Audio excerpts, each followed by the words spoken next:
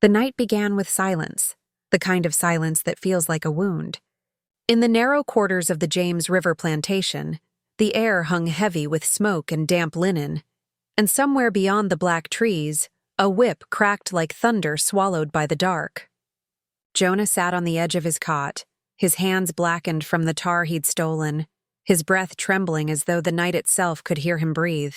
There was a rhythm to his fear, the faint dripping of water from the ceiling, the slow creak of a wooden beam, the restless whisper of the river. Every sound was a clock counting down to the hour he had chosen to live or to die. He had spent 30 years beneath the same sky, chained to the same field. His name called only when something needed fixing or someone needed breaking. But tonight, he was something different. A man who had made peace with damnation if it meant touching the taste of freedom once. The plan was madness. He knew it the way a man knows the sound of his own heartbeat. But madness, he thought, was the last mercy left for the living. When the lantern light flickered outside the shack, Jonah pressed his palms together and whispered a prayer not for salvation, but for memory. That if he failed, the fire would speak louder than his name ever could, and somewhere far away, a gust of wind carried the smell of the river. It smelled like iron and rain and endings. Morning in Richmond began not with light, but with the sound of chains stirring against wood. It was a music the body learned before memory, a rhythm that told you when to wake, when to move, when to keep your eyes low and your thoughts lower. Jonah rose with the others, his breath fogging faintly in the dawn air, the smell of damp straw and rust heavy in his throat. The overseer's whistle cut through the stillness, sharp and distant, calling them to the fields. He tied the rope around his waist, though no one needed to tell him to. Habit had become the closest thing to safety. He stepped outside into a world painted in gray. The sun had not yet touched the horizon, and the fog hung over the land like the breath of something ancient. The earth was soft with dew, swallowing his bare feet with every step. Around him, men and women shuffled in silence, faces hollowed by years, eyes dull as river stones. Yet in their quiet, there was a strange unity, an invisible thread that bound them in survival. Jonah did not speak. He had long learned that words were a luxury of the free. By mid-morning, sweat rolled down his neck and back, mixing with dirt until his skin felt more earth than flesh. The tobacco rows stretched endlessly, green and suffocating, bending under the weight of the sun. Every leaf he touched felt like time, fragile, easily torn. The overseer, Mr. Pike, rode along the path on his horse, his shadow crossing over them like a passing storm. Jonah could feel his gaze, cold and patient. Pike had the eyes of a man who believed cruelty was order, that pain was a kind of language. When his whip cracked in the distance, the sound carried for miles, yet no one looked up. They had all learned that pity was dangerous. At noon, they rested for a few minutes beneath a dying oak. Jonah sat apart, chewing the crust of stale bread, watching the horizon as if it might change while he wasn't looking. Beside him, an older woman named Lila hummed softly, a tune so quiet it barely reached her lips. He remembered her once singing loudly years ago before her son had been sold. Now her songs were like smoke, faint but impossible to contain. Jonah listened, and for a brief moment, he imagined what freedom might sound like. It wasn't silence, he decided. It was this, the trembling voice of someone who refused to forget. That evening, when the bell finally released them, Jonah walked back to the quarters with his shoulders aching and his hands bleeding. He washed them in a basin of rainwater, watching the dirt swirl into darkness. The water rippled, catching a reflection of his face. It startled him sometimes, how unfamiliar he looked. His beard had gone gray, his eyes hollowed. But deeper still, he saw something unbroken, a small ember that refused to die no matter how long the night. He sat by the doorway as the others settled, the smell of cooked corn and smoke drifting through the quarters. Children whispered stories, soft things about angels and rivers, stories too big for their tiny voices. Jonah watched them, the way their laughter flickered like candlelight, and something inside him stirred. memory maybe, or the ghost of a promise. Long after the others slept, he stayed awake, tracing lines into the dirt floor. Names, faces, a map he could never draw but could always feel. He had once believed freedom was a thing you waited for, that patience was a kind of faith. But the years had taught him differently. Freedom didn't come. It had to be taken, like a breath stolen from the wind. Outside, the river moved in the distance, unseen but ever present, its low hum carrying through the fields.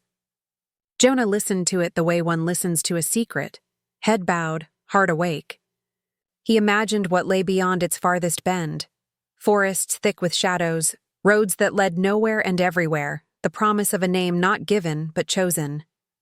He closed his eyes and let the sound wash through him, and in that moment, he no longer felt like a man owned, but like a man waiting. When the first drops of rain began to fall, he lifted his face to the sky. Each drop struck the dirt softly, as though the heavens themselves whispered something only he could hear. The others stirred in their sleep, but Jonah remained still, eyes open, the taste of rain on his lips.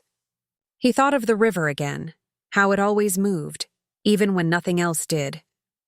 And for the first time in years, he allowed himself to believe that one day he might too.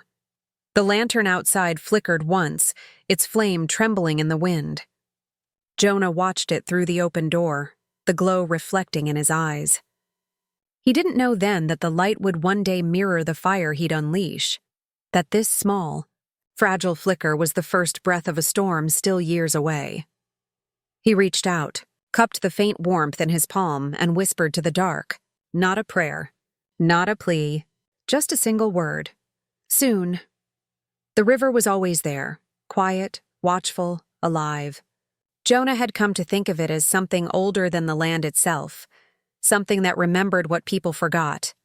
On the days when the overseer's eyes weren't on him, he would glance toward the thin blue shimmer at the edge of the horizon, where the water bent through the trees like a blade of glass. It was both comfort and torment, a promise of movement in a world built to keep him still. He had seen it in every season, thick and brown in spring when storms broke its banks, cold and silver in winter when the fog made it vanish entirely. And each time he saw it, he felt a stirring, not of hope exactly, but of recognition, as though the river itself knew his name. In the evenings, when the fields went silent and the last embers of sunlight bled across the sky, Jonah sometimes walked as close as he dared. The ground near the water grew soft and dark, filled with the scent of mud and roots. The frogs croaked in slow rhythm, and the air carried the metallic tang of silt and decay. It wasn't beautiful in any gentle way, but there was a truth in it. The river never lied. It took what was given, kept what was lost, and gave nothing back. He had seen men's bodies dragged from its current, swollen and silent, their wrists still bound in rusted chains. And yet standing there, Jonah could not bring himself to fear it. The river was honest in its cruelty. It killed, but it never pretended otherwise. One night, Lila found him there, staring into the current. She said nothing at first, only stood beside him, her shawl pulled tight against the wind. When she finally spoke, her voice was thin but steady. "My boy tried that way once," she murmured, eyes on the dark water. "Said the river would take him north. Said the stars would lead him." Her mouth trembled, but she didn't cry. It took him all right. Never brought him back. Jonah wanted to tell her that maybe her son had made it, that maybe he was walking free somewhere, breathing air that didn't taste of iron. But the river's whisper made liars of such words. So he said nothing. After she left, Jonah knelt and touched the surface. It was colder than he expected, and the shock of it sent a tremor through his hand. Beneath the surface, tiny flecks of reflected starlight shifted like trapped souls. He thought of the men who had come before him, the ones who whispered of uprisings, of stolen boats, of secret paths through the woods. Their names had been buried or forgotten, their stories broken by time, but he felt them there in the water's pulse. They tried. That was what the current said. They tried, and they were not forgotten. The next morning, as he worked the rows, Jonah's thoughts wouldn't stay quiet. Every motion of his hands, every pull of the hoe, became rhythm to the same thought. If the river could take them, it could take me too. But it wasn't just escape that gnawed at him anymore. It was legacy. What if all his years, all his pain, ended with nothing left behind? No story, no memory, not even a whisper. He'd seen men die under Pike's lash, buried without names, their graves unmarked save for the weeds that grew over them. To be erased like that, it was worse than dying. By late afternoon, the sky had turned the color of steel. Thunder rolled somewhere beyond the hills, and the air grew heavy with the promise of rain. As the first drops fell, Jonah looked up. The overseer shouted orders, driving them harder to finish the day's work before the storm, but Jonah barely heard him. His thoughts were elsewhere, drifting again toward that strip of water and what might lie beyond it. When night came, the storm broke open. Rain battered the roofs, and the quarters filled with the smell of wet earth and smoke from sputtering fires. The others huddled together, murmuring prayers, but Jonah stayed by the doorway, watching the sheets of rain slash across the yard. The world beyond was darkness and motion, the sound of the river swollen and raging in the distance. It was louder than he'd ever heard it before, its voice deep and wild, as though it were calling him. He stepped out into the rain without knowing why. The mud sucked at his feet, cold water soaking through his clothes. Lightning split the sky, and for a heartbeat, he saw it.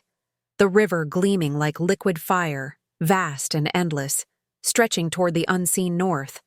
He imagined himself inside that light, weightless, untethered, nameless no longer. Then the thunder followed, and the world returned to black. By the time he made it back to his cot, his body shook with cold. He lay there, staring at the rafters, the roar of the river still echoing in his skull. It wasn't just water anymore. It was memory. It was promise. It was witness. And as his eyes closed, one thought burned through the haze of exhaustion. If the river remembered the lost, then maybe it could remember him too. The storm passed, but it left behind a silence that felt alive. The fields were slick and dark, the sky washed clean to a pale gray.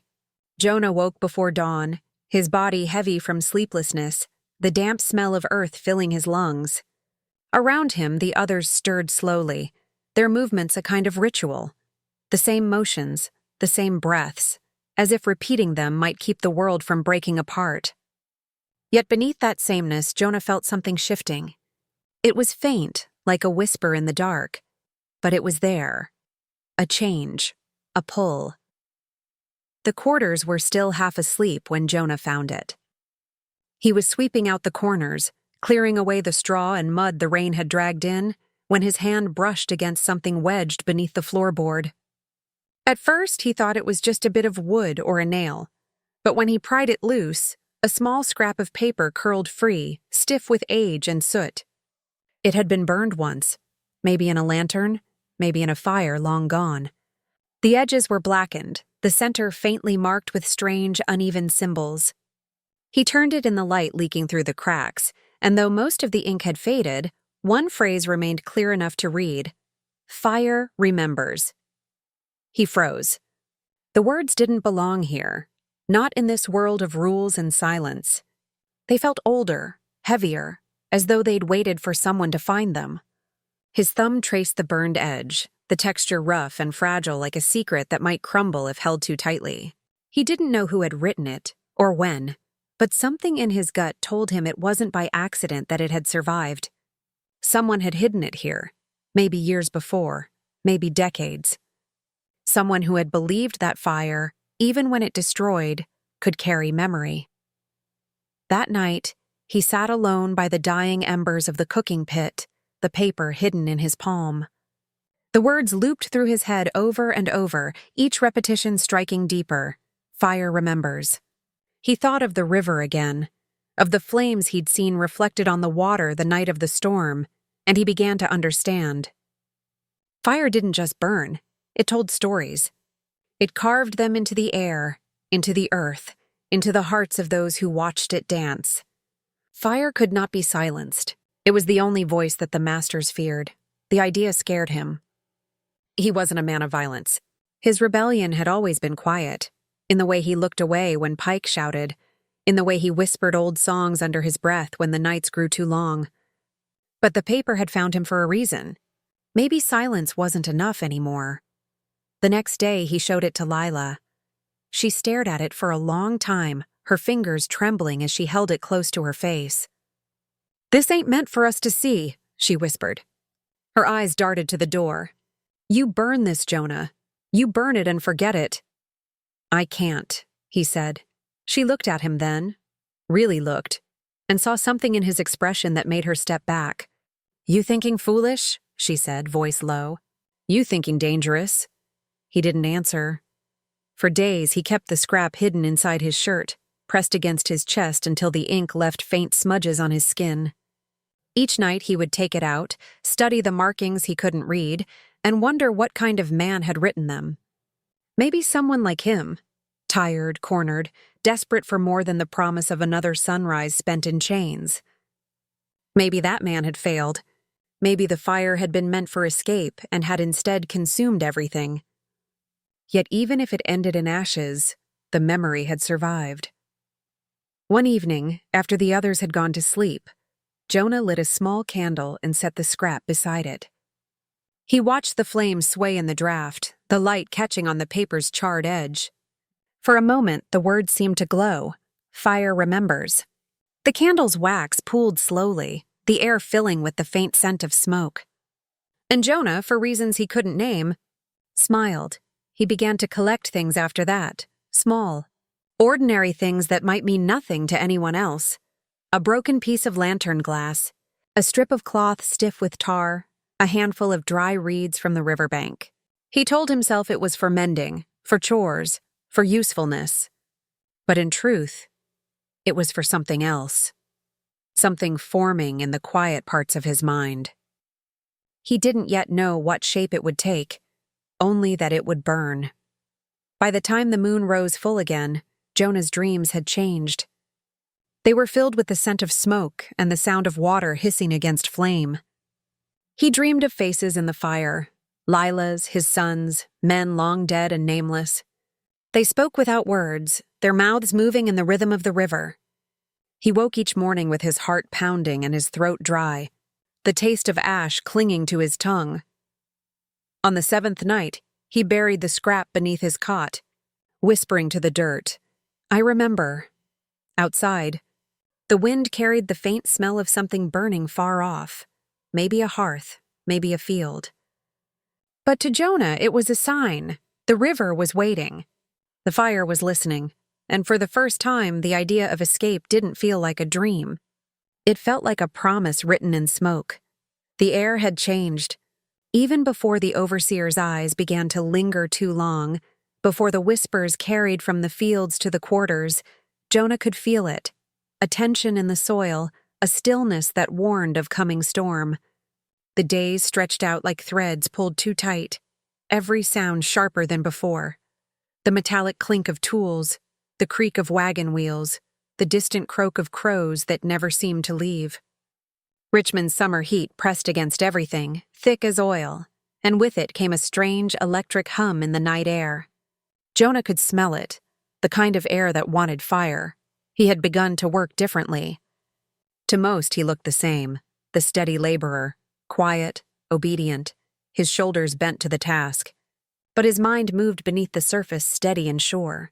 Every piece of tar-stained cloth he salvaged, every drop of oil he stole from the lanterns when no one watched. All of it became part of something larger, a slow and deliberate gathering of purpose. He hid them in plain sight, folded within bundles of hay, buried under the loose dirt near the fence posts.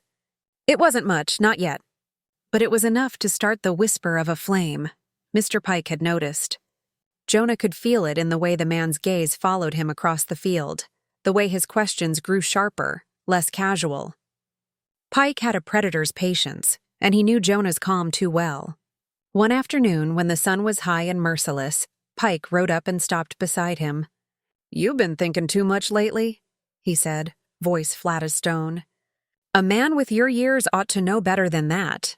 Jonah didn't look up. Just workin', sir. Pike spat into the dirt. That so? He leaned down, eyes narrowing. Then why you keep looking at that river like it's got something for you? Jonah paused just long enough for the silence to feel dangerous. Water's all we got to cool the sweat, he said. His voice was even, but his heart beat hard against his ribs. Pike stared another moment, then gave a small, cold laugh. You keep your eyes where they belong. He turned his horse, the hooves splashing through the mud, and rode off.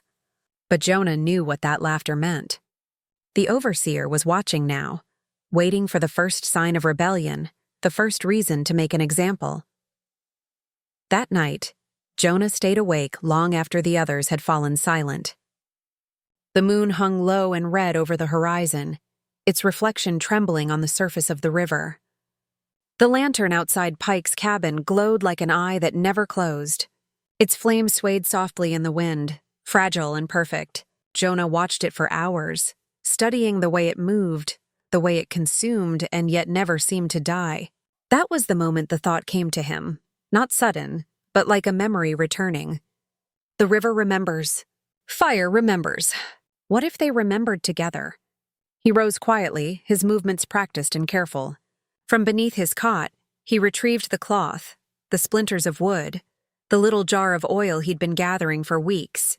His hands worked without hesitation now, fingers steady even as his chest tightened with fear. He dipped the cloth into the oil and wrapped it around a stick of dried wood. It wasn't yet a weapon, it was a seed. Outside, the night was thick with the smell of summer grass and the low hum of insects. Jonah walked toward the edge of the quarters, where the shadows were deepest. Every step was a prayer disguised as movement, every breath a test of courage. He reached the fence and knelt, pressing the makeshift torch into the earth beside him. Then he whispered to it, not to the fire, but to the memory it carried. You'll speak when I can't. Behind him, a door creaked open. Jonah froze. Footsteps approached, slow and measured, the sound of leather against dirt. You out here alone, old man? It was a voice he knew, Elijah, a younger man from the next cabin. There was no accusation in his tone, just weary curiosity. Jonah turned, his shadow stretching long in the moonlight. Couldn't sleep, he said. Elijah studied him for a moment. His eyes dropped to the ground, where a faint glimmer of oil reflected the light. He didn't say anything, just nodded once. Storm's comin', he murmured. You feel it? Jonah met his gaze. Been feeling it a long time. Elijah looked toward the river, then back to him. Whatever he saw in Jonah's eyes made him fall silent. Finally, he whispered, If you're thinking what I think you're thinking, don't do it for nothing. Make it mean something. Jonah didn't answer. Elijah walked away, his figure swallowed by the dark, leaving only the sound of the river and the restless hiss of crickets. When Jonah returned to his cot, he hid the torch beneath the floorboard. The words fire remembers echoed through his mind like heartbeat and prophecy. He lay back, staring at the ceiling as the lantern's light from outside flickered across the wall. The shadows danced, shaping themselves into faces he once knew, into voices that had fallen silent. He could almost hear them whispering to him now, not in words, but in a pulse, a rhythm that matched the beating of his chest. The night stretched on and the air grew heavier, hotter, as if the earth itself held its breath.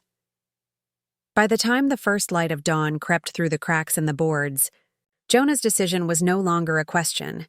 It had become something living, something inevitable. The river was waiting.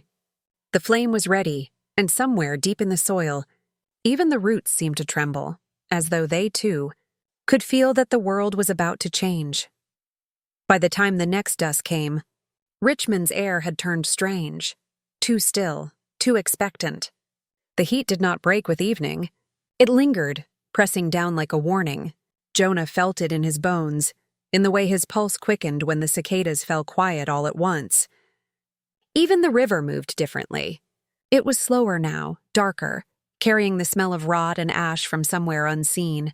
He stood by its bank, boots half sunk in the mud, watching the surface catch faint ribbons of red light from the last of the sunset.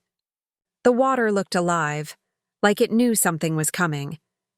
The city beyond the trees flickered faintly with lanterns and distant laughter, oblivious to the current that stirred beneath its own foundations.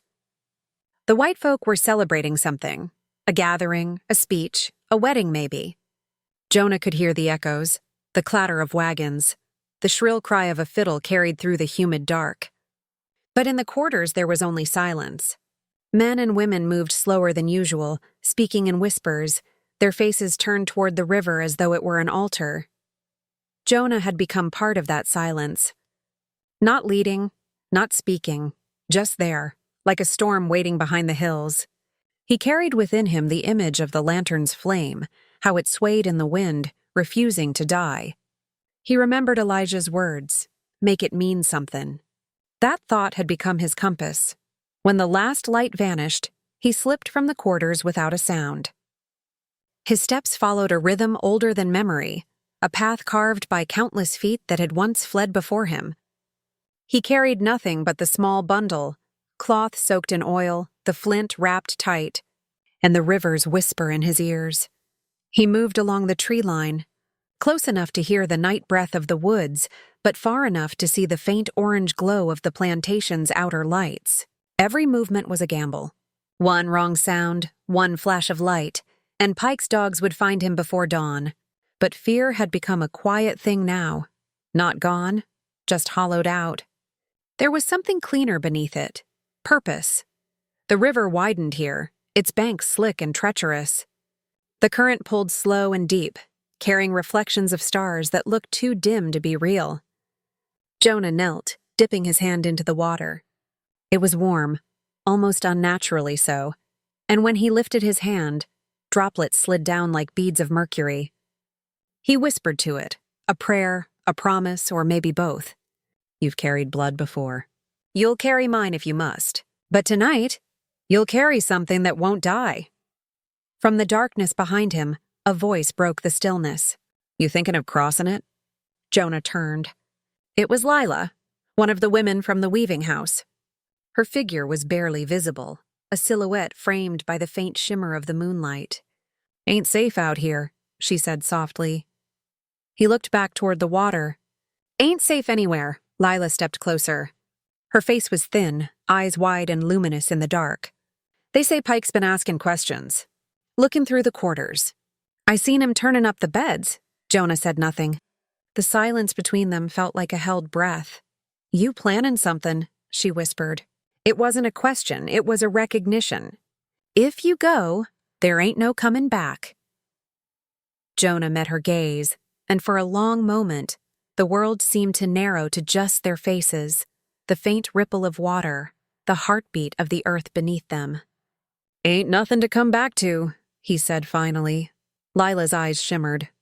"Then at least let me see you off." She followed him down to the edge of the river. He crouched, striking the flint once, twice, until a spark kissed the oil-soaked rag. The flame bloomed weakly, trembling like a newborn breath. For a moment, Jonah thought it might die, but then it caught, hungry and alive, the heat licking at his fingers. He held it close, watching the orange light dance across his knuckles, painting them in the same hue as the setting sun. Lila's voice trembled. "What you gonna do with it?" He didn't answer. Instead, he looked up at the sky, at the indifferent stars, at the endless black that had always been both prison and promise. "This place don't remember us," he said. "Not our names, not our pain. So I'm gonna give it something it can't forget." He lifted the torch high, and for a heartbeat, it seemed as if the whole world leaned toward it. The trees, the wind, the river itself, drawn to the fragile, furious light. Then slowly, he lowered it toward the surface of the water. The oil spread in faint shimmering trails, catching the reflection of the fire. A spark leapt, hissed, and the river bloomed in flame. Lila gasped, stepping back, her face bathed in gold and red. The fire moved strangely, not like any natural blaze. It flowed, followed the current, devouring the oil as it went, turning the river into a ribbon of molten light. The reflection of the trees shimmered and twisted in it, as though the earth itself were burning. Jonah stood motionless, his eyes reflecting the inferno. "Now it remembers," he whispered. From the distance, dogs began to bark.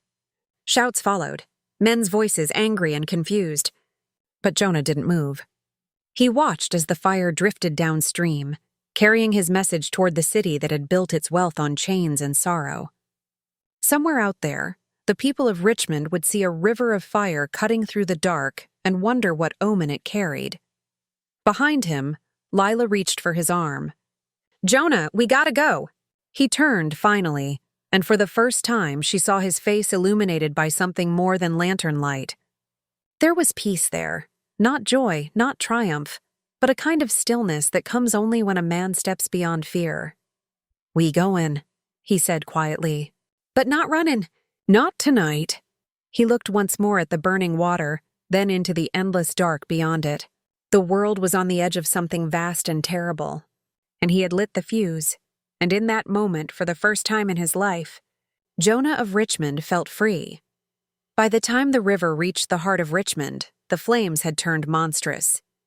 They moved with purpose, writhing and snapping as if the water itself had come alive in fury. Lanterns along the docks were swallowed one by one, their soft light erased by the inferno that rolled like a living serpent through the night. The air thickened with smoke and the scent of oil and tar, but beneath it was something stranger, something human.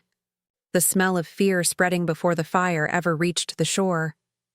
Jonah watched it all from the edge of the woods, his breath shallow, eyes reflecting the orange hellscape he'd unleashed. The fire was a prayer now, too vast to be taken back. Beside him, Lila trembled, half from awe, half from the realization that there would be no turning back. Her voice broke through the crackling, hesitant, almost childlike. "They'll come for us." "They already were," Jonah said. Below them, chaos was blooming. White men shouted in confusion, their boots slapping the docks as they tried to beat back the flames with wet cloths and buckets that only made the oil spread further. Horses screamed in panic. Bells began to toll, not for worship but warning. One after another, the city's alarm bells joined in, the sound climbing higher, faster, until it became a single desperate wail. The fire wasn't just destroying wood and rope. It was consuming the silence that had kept so many mouths closed for so long. Somewhere amid that roar, Jonah heard the dogs, Pike's hounds, the ones trained to track him. He felt the vibration of their feet against the earth before the sound even reached him. He didn't move. He just looked at the water, glowing like molten gold beneath the smoke, and said quietly, "It's done now." Lila turned to him, panic flashing in her eyes. "You can still run," Jonah shook his head. "Ain't running from something I lit." The dogs drew closer. Through the shifting shadows, he saw the lanterns of Pike's men, small, flickering orbs weaving through the trees. Shouts carried on the wind. "He's here! Spread out!" The familiar clang of rifles being cocked echoed through the dark. Lila grabbed Jonah's arm, desperate. "Please." He looked at her, really looked, and for the first time, she saw what lay behind his stillness. Not defiance. Not pride. Something older. A kind of surrender to destiny, to the inevitable weight of what must follow an act like this. "If I go," he whispered, "they just find another man to chain. But if I stay, maybe they remember the name." The first shot rang out, sharp and distant. The bullet struck the bark of a nearby tree, splintering it in a spray of wood dust. Lila flinched. Jonah didn't. He stepped forward instead, into the dim glow of the fire that spilled from the riverbank. Behind him, Pike's voice cut through the night. "Jonah!" That name, his name, rolled through the trees, heavier than the gunfire that followed it. Jonah stopped walking. The voice was close now, close enough that he could see Pike's silhouette, hat tilted, rifle raised, his face red from the reflected firelight. There was something in his stance that trembled, though. Something that looked almost like fear. "What you done?" Pike shouted. "You know what you've done, boy?" Jonah's voice was quiet, steady, almost gentle. "Made the river remember?" Pike raised the rifle, but his hands were shaking. "You think you scare me? You think this means anything?" Jonah didn't answer. He turned his gaze toward the burning current, then back to Pike. The two men stood suspended between worlds, one built on command, the other on defiance. For a heartbeat, the night seemed to hold its breath. Then another sound cut through the noise, a deep, resonant crack from across the water. One of the great storage barns had caught fire. Its roof collapsed inward, and a spray of sparks rose like a storm of stars. The fire leapt the river in places, carried by the wind, igniting rooftops and fences. The whole horizon became a trembling line of gold and black. The world was changing, right there in front of them, whether Pike could stand it or not. Jonah lowered his head. "You can shoot me," he said softly, "but you can't put it out." The rifle fired. Lila screamed. Jonah staggered, one step back, then another. But he didn't fall. His hand went instinctively to his side, feeling the warmth spreading beneath his shirt. The pain came late, sharp and pure. He looked down at the blood blooming through the cloth, then back toward the fire, where the river carried his reflection away. Pike moved closer, reloading. "You should have stayed in your place." Jonah smiled, faint, cracked, tired. "This is my place." Another shot split the air. Jonah's body crumpled to its knees, but he still didn't fall completely. His hand reached toward the burning river, fingers brushing the surface as if to feel the last trace of what he'd made. The firelight painted his face in shifting golds and reds, until it was impossible to tell where he ended and the flame began. Lila ran to him, ignoring the shouts behind her. She caught him before he could fall into the current. His eyes were half closed, his breathing shallow, but there was peace there. The kind that only comes when everything that's been buried finally sees the light. "Jonah," she whispered, "you did it." He smiled faintly. "We did," and as the night burned around them, as the river of fire carried its message into the city's heart, the last thing Jonah saw was the reflection of dawn breaking somewhere beyond the smoke. Pale, distant but real. The fire had done its work. The world would wake to ash and silence, but it would remember. When morning finally broke, it came without birdsong. The air above Richmond was choked in a dull haze, heavy with the acrid smell of smoke and charred wood. What sunlight pierced through came in thin, sickly ribbons, painting the ruins in a kind of bruised gold. The river still moved, but sluggishly now, its once mirrored surface smothered by soot and drifting embers. It was quiet, not the peace of dawn, but the silence that follows confession. Lila sat at the river's edge where she had been for hours, maybe longer. Time no longer held its shape. Her hands were blackened with soot, her eyes hollow from the light that had died out of them. Jonah's body lay beside her, his face strangely calm, as though the world's noise had finally released him. His blood had dried into his shirt, dark and matte like paint, blending with the ashes around them. The water lapped gently against his boots, washing flecks of soot from his skin. She should have moved. She should have run. But she couldn't bring herself to. Every time she tried to look away, the image of him standing by the burning river returned, still and unyielding, his silhouette swallowed by the flames. It played behind her eyes like a memory she didn't want but couldn't release. The woods behind her stirred. A single crow called out, the sound harsh and lonely. Then came the dogs, slower now, uncertain. They sniffed the ground, circling but not barking. Even they seemed hesitant in the face of what had happened. A moment later, Pike appeared, limping slightly, his hat gone, his shirt streaked with soot. His face was drawn tight, the face of a man who had seen something he could not name. He saw her first, then the body beside her. For a long time, he said nothing. The world between them was filled only by the slow crackle of dying embers. Finally he spoke, his voice low and raw. "You stayed." Lila didn't move. He wasn't alone.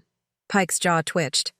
He looked at Jonah's body, at the stillness, at the ruin around him. "You think this changed anything?" Lila turned her gaze toward the river, where faint trails of smoke still rose from the current. "You'll tell people it didn't," she said. "But they'll remember. Even if you burn it down again, they'll remember the night the water caught fire." Something flickered across Pike's face. Guilt, maybe, or fear.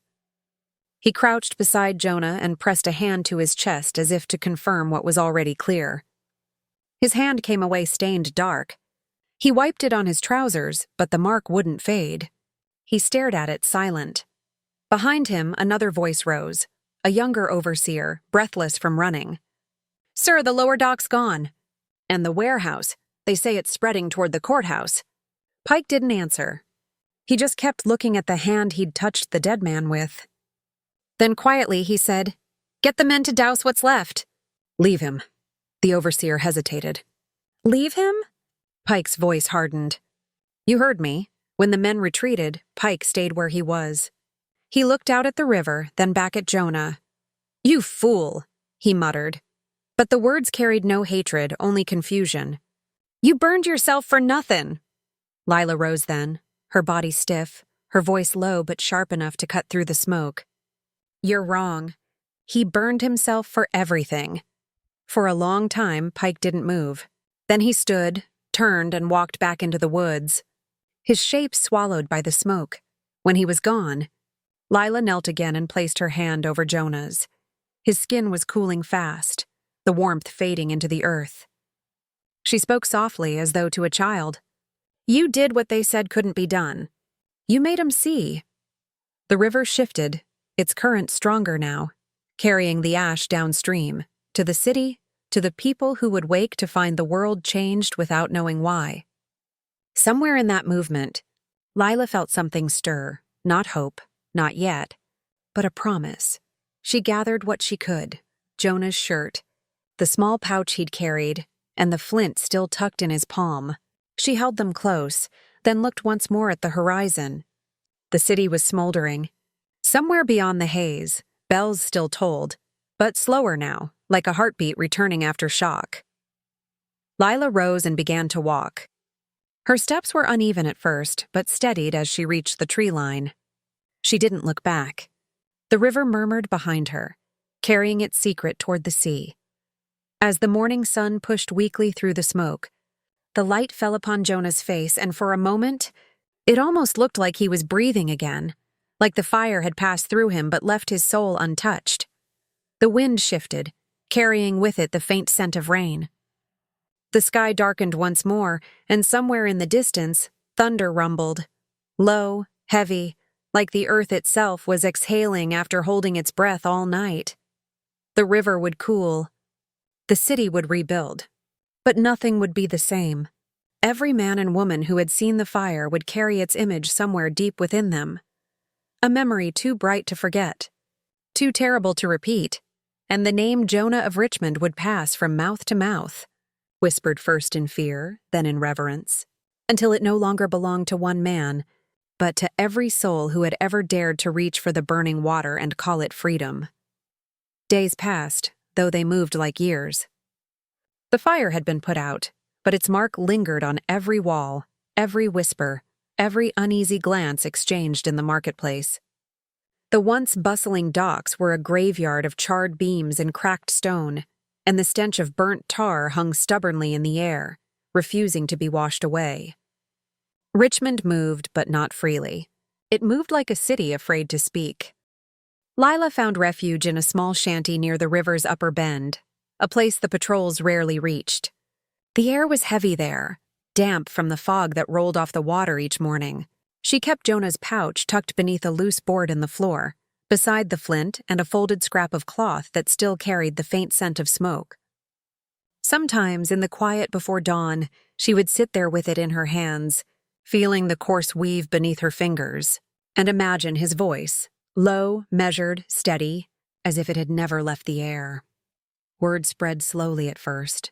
No one dared speak it aloud in the quarters, but stories have a way of surviving the fear meant to kill them. They slipped through locked doors, across dirt floors, under the noise of sermons and overseers. They began with murmurs. The river burned that night.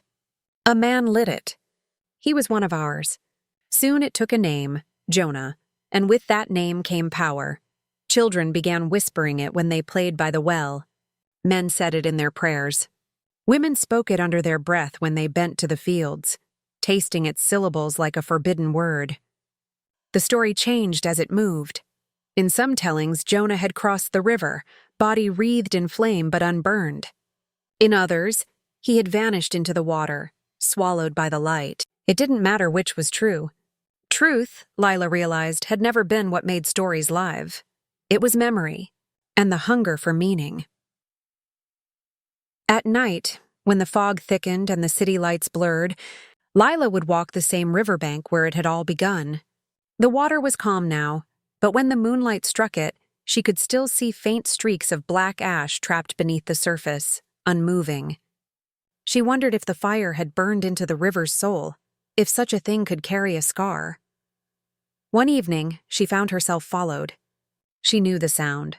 Cautious steps, too measured to be coincidence. When she turned, a man emerged from the mist, his clothes simple, his face tired but kind. His skin was the color of earth after rain, his hands calloused from work. He stopped a few feet away and spoke softly. "You the one they call Lila?" She didn't answer. He lowered his gaze. "I heard you was there." "That you saw it." Her chest tightened. "You heard too much?" He smiled faintly. "Ain't enough truth in this world for too much." She looked at him carefully. "What you want?" "To know if it's real."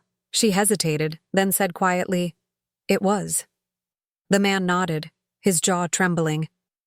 "My brother was took down to the docks that night. Never came back.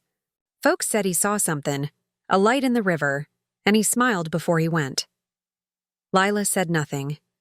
The fog drifted between them, curling like breath.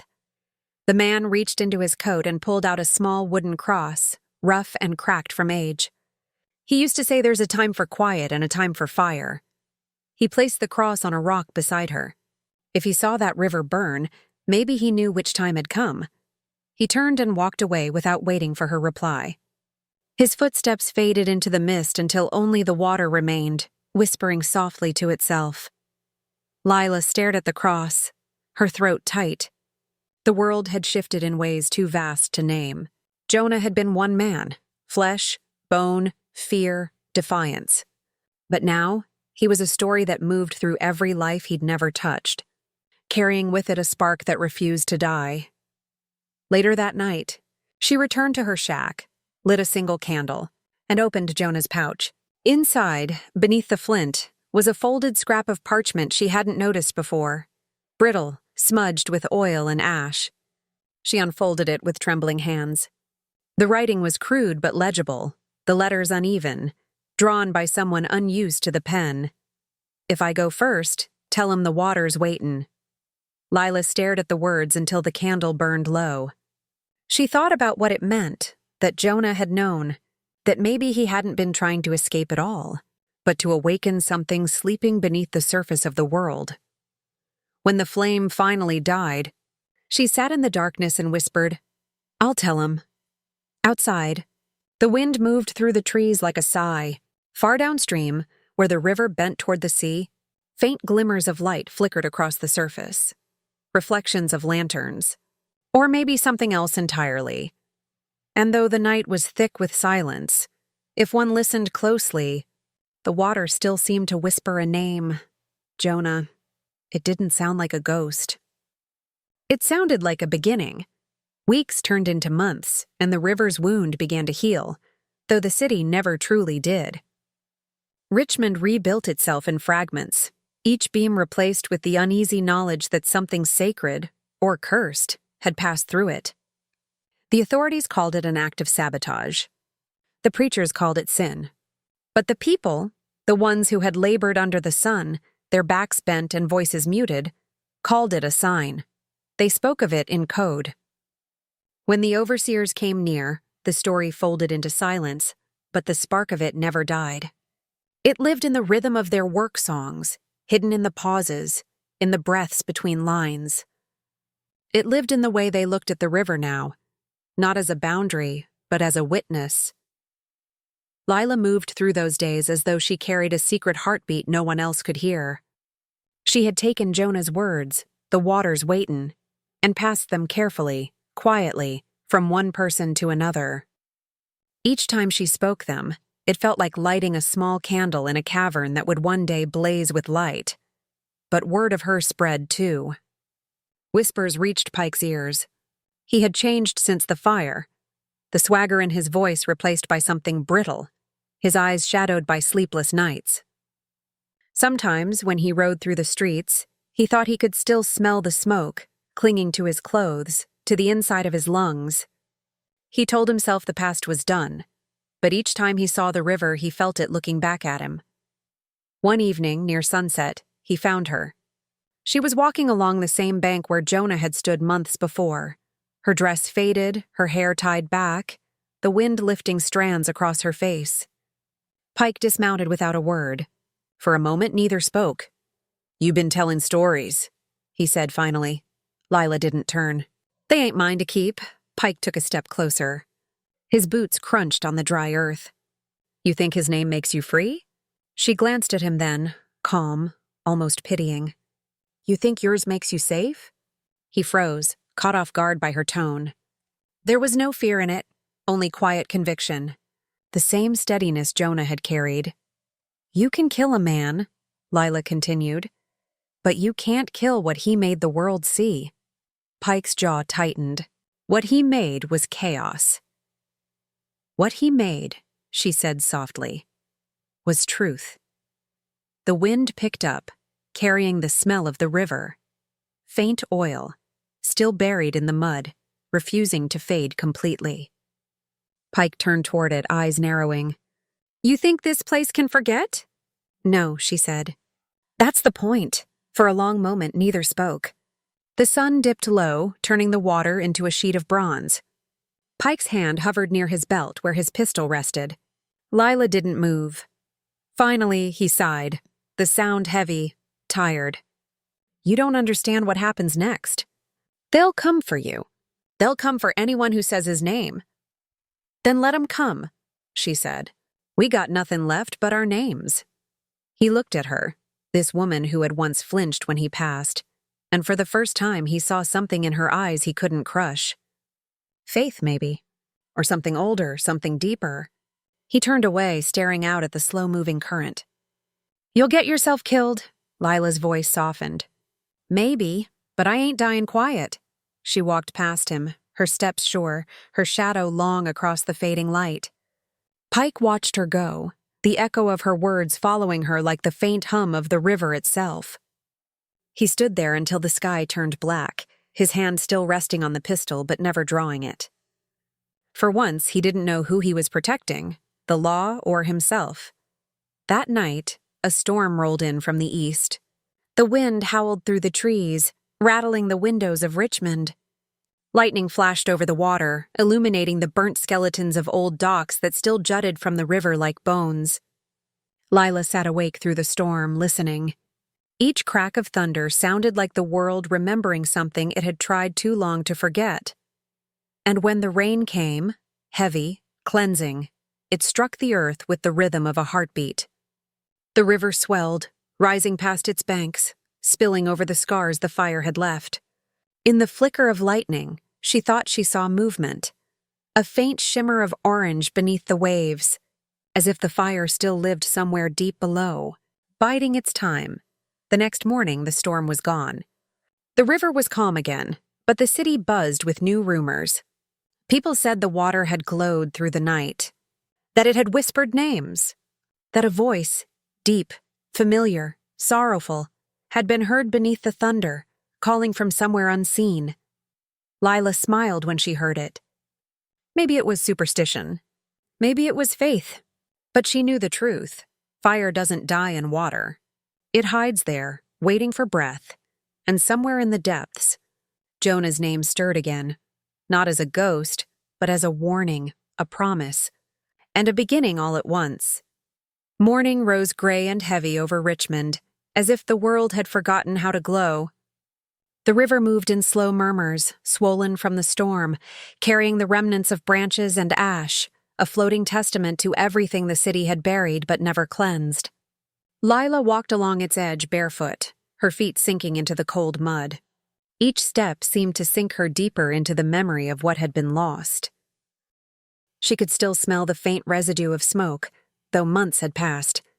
It lingered in the soil, in the wood, in the skin of those who had lived through it. The city rebuilt faster than its people healed. The new warehouses stood clean and white, but beneath their foundations lay bones of labor and ash, the quiet cost no one spoke of. The masters walked the streets with straight backs again, their voices loud, trying to convince themselves the fire had been just another accident, a random tragedy. But there was a difference in the way the workers moved now. They still bent under the weight of barrels and crates, still sang in rhythm to the lash of time, yet their eyes met more often. They shared a kind of language that didn't need words. They had seen something unthinkable happen, and from it, they had learned that the world could, in fact, burn. One afternoon, when the air was thick with the scent of iron and rain, Lila gathered with a small group by the riverbank, the same place where the flames had once danced. They were careful, quiet. Their voices barely rose above the hum of cicadas. Among them was a boy no older than 12, his eyes bright and restless. He asked about Jonah. Was he real? He whispered. Or just a story they tell to scare the white folks? Lila smiled faintly. He was real enough to light the night, the boy frowned. They say he set the whole river on fire. She looked out across the water. Maybe the river was just waiting for someone brave enough to give it a reason. Silence fell over the group. The boy stared at the current, as if trying to see what lay beneath. Then quietly, one of the older men began to hum, the same tune Jonah used to whistle when he hauled timber down by the docks. Slow, patient, unbroken. One by one, the others joined in, their voices blending like wind through reeds. The song rose and fell, not as a hymn or lament, but as something older. A remembrance that didn't beg for forgiveness, only acknowledgement. For a brief moment, the world around them seemed to pause. Even the river stilled, its ripples softening into glass. From a distance, Pike watched them. He had come without his uniform, without his authority. Just a man now, stripped of the illusions he'd once carried. He didn't approach, didn't speak. He only watched the circle of figures by the river, their quiet song rising like smoke. Something in him wanted to turn away, to leave Richmond behind, start anew somewhere else. But he knew he couldn't. He was tied to this place, to the fire that had reshaped it. That night, Pike sat alone in the remnants of the old jailhouse. The cell where Jonah had been kept was still scorched from the fire. The stone was cracked, the air dry and cold. Pike traced his fingers along the blackened wall, feeling the texture of char and memory. I told you the world don't change, he muttered to the empty space. Guess I was wrong. The shadows didn't answer. But something in the silence felt alive. A faint hum, like the echo of a voice carried through water. Outside, the moon reflected off the river, turning its surface into liquid silver. Somewhere downstream, a lantern floated, a single flame inside a glass jar, drifting slowly with the current. No one knew who had set it afloat, but everyone who saw it believed the same thing. It was Jonah's light, still traveling, still searching for a shore where it could rest. Lila watched it too, standing by the edge of the water. Her reflection wavered beside the flame, and for a moment, it looked as though the two of them, she and the light, were moving together. Side by side, she whispered, "Keep going." The lantern bobbed once, caught in the current, then drifted on, a small, stubborn fire refusing to die, and so the river remembered. It carried Jonah's story in its depths, in the way it shimmered at dusk, in the way it whispered at dawn. The people learned to listen to it, to hear the truth in its voice. They didn't need books or monuments. The river was both. It told them that freedom was not given, that fire was not evil, that even the smallest spark could change the course of everything. In time, children would ask about the night the water burned, and their elders would smile and say, "That's the night the river learned to breathe." Years passed. The city changed its face again and again, as if trying to forget itself. New streets were laid over the ruins, fresh paint buried the scorch marks, and the people spoke of progress in voices too loud to leave room for ghosts. But the ghosts remained. They lived in the spaces between footsteps, in the corners where sunlight never quite reached. They lived in the hush of the river, still carrying the memory of one man's defiance through every ripple that touched its banks. Lila grew older. The lines on her hands deepened, her hair silvered like the mist that rose each dawn. But her eyes, they held the same quiet fire, the one Jonah had left behind. She had built a small life by the water's edge, selling herbs and stitching cloth for the women who came and went from the market. Yet every evening, when the day's noise faded, she would sit by the shore with a single candle beside her, its flame trembling in the wind. She said it helped her remember the way he looked when the world turned red and the river caught light. Sometimes children came to sit with her. They would listen as she told the story, not of chains or pain, but of courage, of a man who refused to vanish into silence.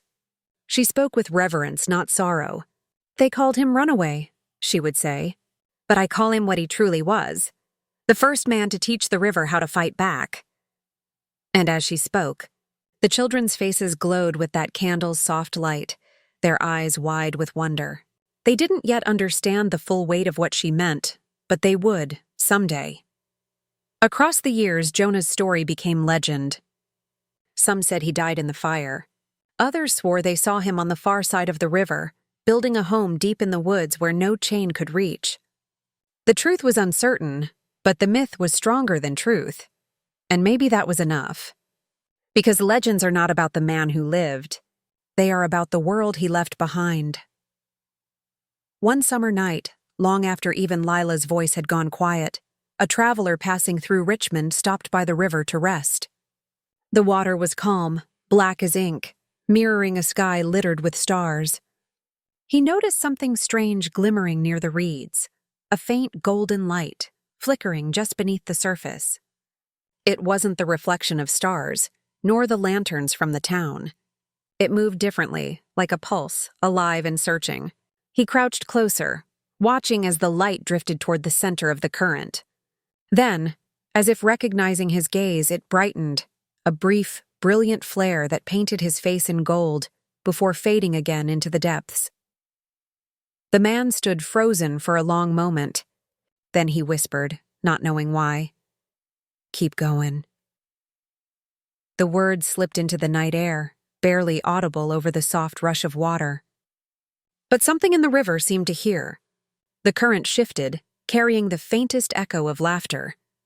Or maybe it was the sound of fire crackling far, far away, and so the river moved on, just as it always had, its surface calm, its heart burning. Those who walked its banks learned, perhaps without realizing, to walk with their heads higher. The story had taken root, in whispered songs, in hidden prayers, in the rhythm of hands working soil that once bore the weight of chains. Richmond learned to live with its shadow, to name the fire not as destruction but as memory.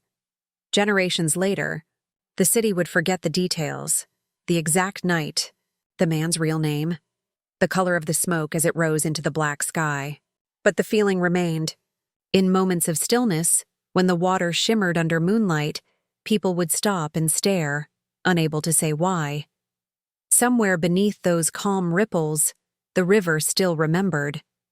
It still carried the echo of footsteps running toward the light, the taste of ash and freedom on the same breath, and the reflection of a man who refused to bow to the weight of the world. They say fire dies when it meets water. But that night in Richmond, the water learned to burn, and it never truly stopped. And if you stand there now, at the edge of the river when the fog is thick and the wind softens, you might see it too, a faint glimmer drifting slow and patient across the current. A light that does not fade, a light that remembers, the light that remained.